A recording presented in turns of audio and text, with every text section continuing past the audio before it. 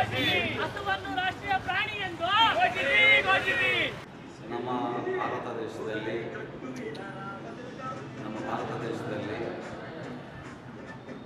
ಎಲ್ಲ ಜಾತಿಯ ಧರ್ಮದವರು ಯಾವಾಗ ಆ ಹಸು ವಧೆ ಮಾಡ್ತಿರ್ಬೇಕಾದ್ರೆ ಜಾಸ್ತಿ ವಯಸ್ಸಿದೆಯೋ ಅಥವಾ ಕಡಿಮೆ ವಯಸ್ಸಿದೆಯೋ ಅನ್ನೋದು ಒಂದು ಭಿನ್ನಾಭಿಪ್ರಾಯ ಬರುತ್ತೆ.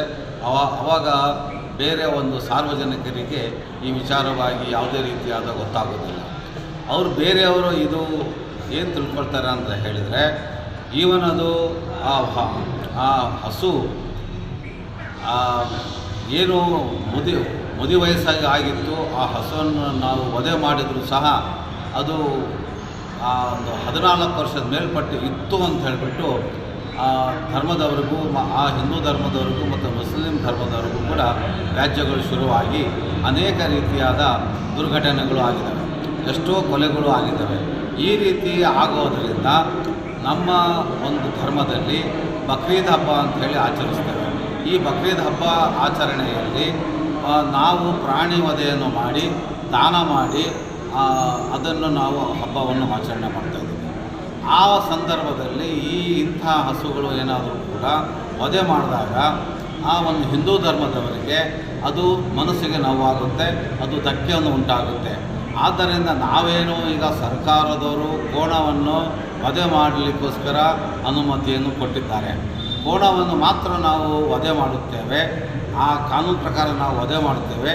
ಮತ್ತು ಈಗ ಏನು ಕಾನೂನಿನಲ್ಲಿ ಆ ಒಂದು ಹಸು ಏನು ಯಾವ ಒಂದು ಏಜ್ನಲ್ಲಿ ವಯಸ್ಸಿನಲ್ಲಿ ಅದು ವಧೆ ಮಾಡಬೇಕೋ ಆ ವಧೆ ಮಾಡಬೇಕಾದ್ರೆ ಅದು ಸ್ವಲ್ಪ ವ್ಯತ್ಯಾಸ ಆದಾಗ ನಮ್ಮಲ್ಲಿ ಭಿನ್ನಾಭಿಪ್ರಾಯ ಬರೋದು ಭಾಳ ಕಷ್ಟ ಆಗುತ್ತೆ.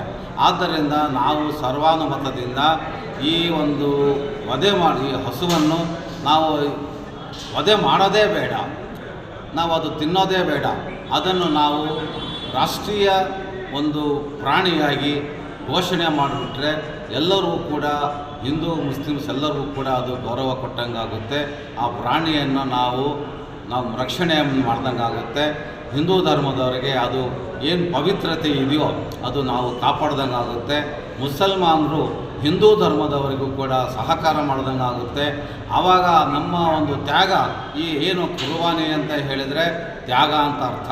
ನಾವು ಈ ಹಸುವನ್ನು ನಾವು ವಧೆ ಮಾಡ್ತಾ ಇದ್ದರೆ ಇದು ಒಂದು ತ್ಯಾಗದ ಸಮಾನ ಆಗುತ್ತೆ, ತ್ಯಾಗಕ್ಕಿಂತ ಹೆಚ್ಚಾಗುತ್ತೆ ಅಂಥೇಳಿ ನಾವೆಲ್ಲ ಭಾವಿಸಿ, ಮುಸ್ಲಿಮ್ಸು ಎಲ್ಲರೂ ಕೂಡ ಭಾವಿಸಿ ನಾವು ಇದನ್ನು ವಧೆ ಮಾಡೋದೇ ಬೇಡ, ಈ ಪ್ರಾಣಿಯನ್ನು ರಾಷ್ಟ್ರೀಯ ಪ್ರಾಣಿ ಅಂಥೇಳಿ ಘೋಷಿಸಿದರೆ ನಾವು ಹಿಂದೂ ಮುಸ್ಲಿಮ್ಸ್ ಎಲ್ಲ ಐಕ್ಯತೆಯಾಗಿ ನಾವು ಒಂದೇ ದೇಶದಲ್ಲಿ ಆರಾಮಾಗಿ ಇರಬಹುದು ಅಂತ ಉದ್ದೇಶದಿಂದ ನಾನು ಇವತ್ತು ನನ್ನ ಹುಟ್ಟುಹಬ್ಬ ಇರೋದರಿಂದ ಈ ಒಂದು ಮನವಿಯನ್ನು ಕೊಡ್ತಾ ಇದ್ದೀನಿ.